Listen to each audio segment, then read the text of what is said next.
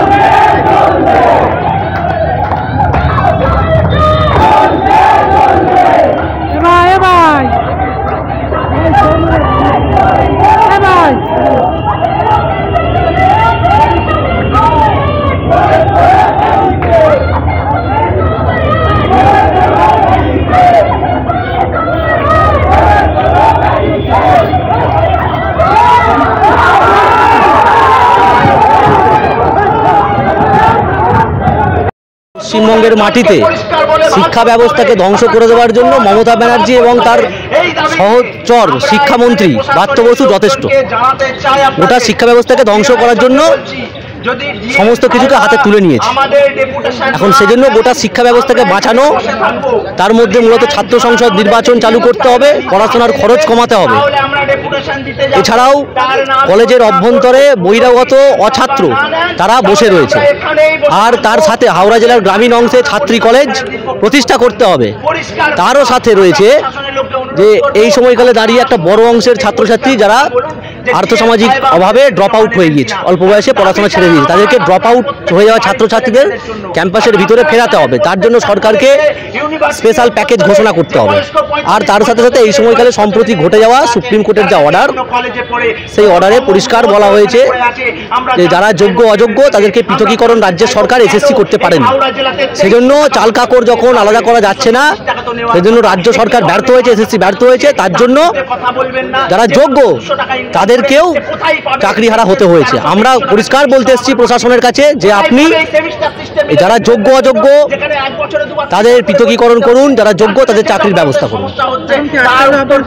Police প্রশাসন তৃণমূলের দলদাস, তাদের যা কাজ তারা তাই করবে। যারা চাকরি চুরি করেছে তাদেরকে গ্রেপ্তার করতে পারছে না। যারা ছাত্ররা এসেছে এখানে দাবি নিয়ে ডেপুটেশন দিতে যাবেন ডিএম এর কাছে, তার জন্য আটকাতে এসছে। মহিলা পুলিশ পর্যাপ্ত পরিমাণ নেই, পুলিশেরও তো রিক্রুটমেন্টের অভাব, পুলিশ রিক্রুটমেন্ট নেই। কে তৃণমূল আর কে পুলিশ বোঝা মুশকিল আজকের দিনে। তৃণমূলের গুন্ডারা পুলিশের ভূমিকা পালন করছে, তাদের নেম প্লেট নেই। এই অবস্থা চলছে পশ্চিমবঙ্গ জুড়ে। হ্যাঁ, অবস্থান বিক্ষোভ চলবে। আমাদের পরিষ্কার দাবি আছে ডিএমকে ডেপুটেশন নিতে হবে, কারণ হাওড়া জেলার মাটিতে দুবার আমরা ডিএমকে ডেপুটেশন দিয়ে গেছি, ডিএম নেননি, অন্যজনকে দিয়ে নিয়েছেন। কিন্তু আমাদের পরিষ্কার ডিমান্ড ডিএমকেই দিতে হবে এই ডেপুটেশন। আমার নাম সৌরভ মণ্ডল, এসএফআই হাওড়া জেলার সেক্রেটারি। এবং কম টাকার ফিজ নিতে হবে। শিক্ষাক্ষেত্রে জিডিপির 6%, কেন্দ্রীয় বাজেটের 10% বরাদ্দ করতে হবে। ক্রিমিনাল শিক্ষক মন্ত্রী, শিক্ষামন্ত্রী ব্রাত্য বসুকে অবিলম্বে গ্রেফতার করতে হবে। স্কুল কলেজ মাদ্রাসার পরিকাঠামো উন্নয়নে অবিলম্বে প্রতি বছর সরকারি গ্র্যান্ট বৃদ্ধি করতে হবে। মেধাবী, প্রতিবন্ধী, সংখ্যালঘু, আর্থসামাজিকভাবে পিছিয়ে পড়া ছাত্রছাত্রীদের জন্য স্কলারশিপ, বিশেষ আর্থিক প্যাকেজ এবং ব্যবস্থা করতে হবে সমস্ত কিছু তাদের পড়াশোনার খরচের জন্য।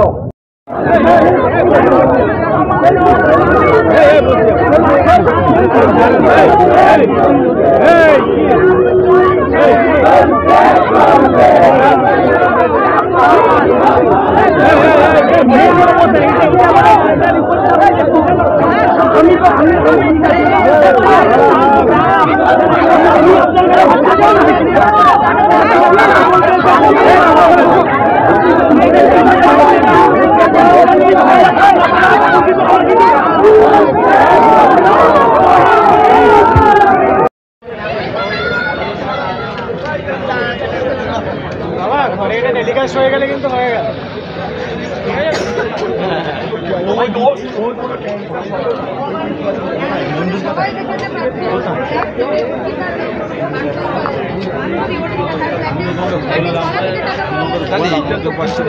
আমার ফল নেই, তোমার ফল কারোরই ফল নয়, ওদের ফল হয়েছে, সবটাই ফল হয়েছে।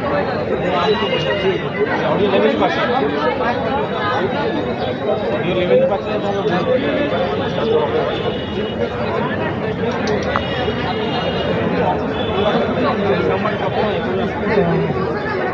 বলো ফোনই নেই আর